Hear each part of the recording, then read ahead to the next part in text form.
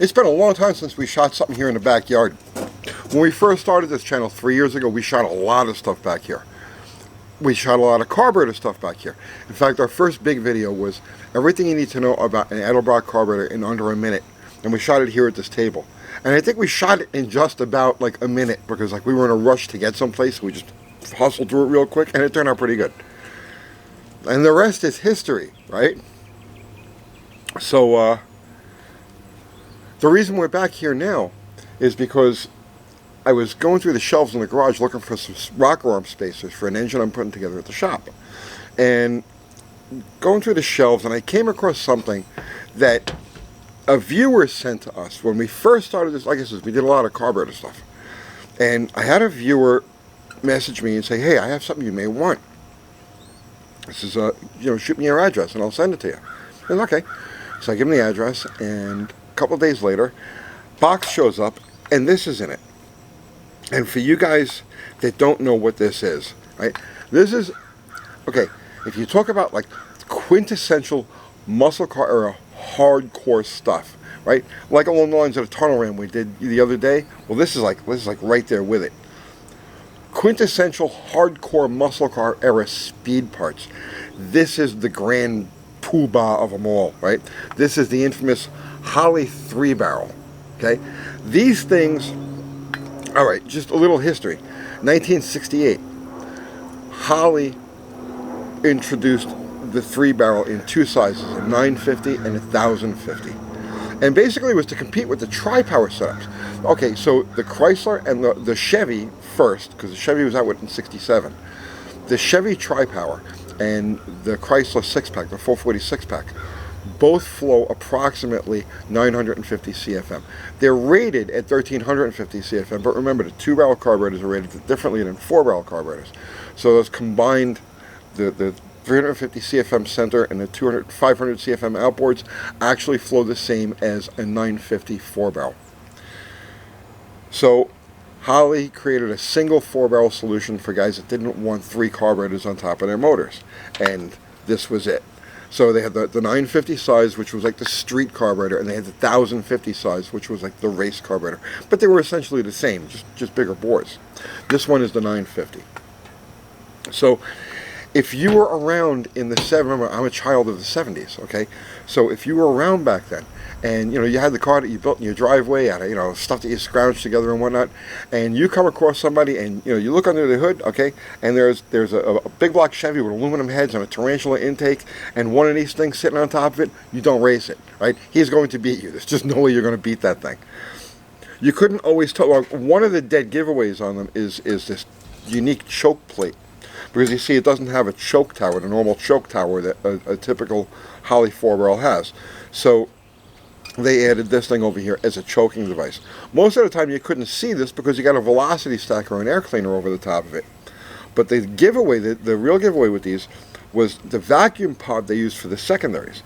So like unlike the regular Holley 4-barrel vacuum pod, they used the same vacuum pod they did on the Chevy Tri-Powers and the 440 6-packs. It's a big sucker. So you looked under the hood and you saw one of those big vacuum secondary pods on a single 4-barrel, you knew it was a 3-barrel. So Holley built these things 68, 69, 70 they came out with the Dominator, and that kind of it eclipsed these. At that point they wasn't really the thing to do. I actually had one of these. I had one of these on a 69 Charger with a 440. I couldn't get it to work right. I was a 17-year-old kid, so I didn't know very much about carburetors, didn't have any parts or tuning savvy or anything like that, so I couldn't get it to work right. I played with springs, but when you Lily, shush. But when you open the throttle, it would just, it would either take forever for it to open, or you'd get it so that it would open and it would just fall on its face. So I switched over to a 446 on a 6-pack setup. Actually, I got a picture. I grabbed this off the.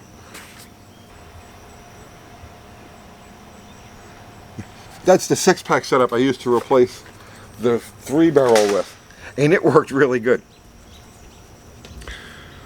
So, as I said, a viewer sent this to me. And it's been sitting on the shelf now for 3 years, and I've never done anything with it. I'm probably never going to do anything with it.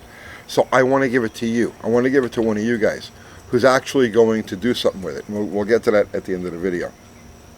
So the carburetor itself is essentially a 4160. It's the same as, it uses the same meter and block, the same float bowls. It's the same base, other than the obvious giant third barrel. And this one, actually, the throttle blades are really, they're good on this. They move freely. There's no slop or anything like that. Same with the secondary. So it really just needs a cleanup, you know, a detailing, and put it together. The body itself, again, like, it has no issues. I see that the passages all need to be cleaned out and whatnot, but it's all there. It's a great starting point if you wanted to build one of these carburetors. And you would need to get yourself a 4160 core carburetor. So you pick up a $25 swap meet carb with a broken base plate or something like that, and you'd have your metering blocks and your float bowls and everything else. The only thing you couldn't use off of that carburetor, if you're going to put this together, is the vacuum secondary diaphragm. You'll have to find one from either a Chevy Tri-Power or from a 446 pack Chrysler, because the standard one, this size one, doesn't have enough oomph to open that big flapper, you know, to break it open. So you need that the larger diaphragm.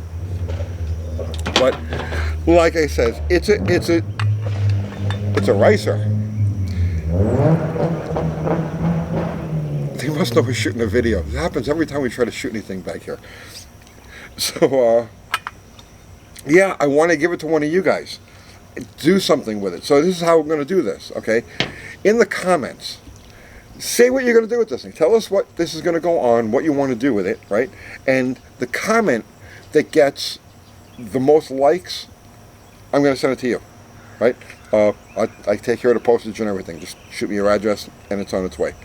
What you'll need, like I said, is a donor carburetor, a gasket set. I seriously doubt you can get a gasket set for these things anymore. It actually has, but you can rework a stock, as I looked at this already, you can rework a stock base gasket, you know, cut out the center of it, and it'll fit together just fine.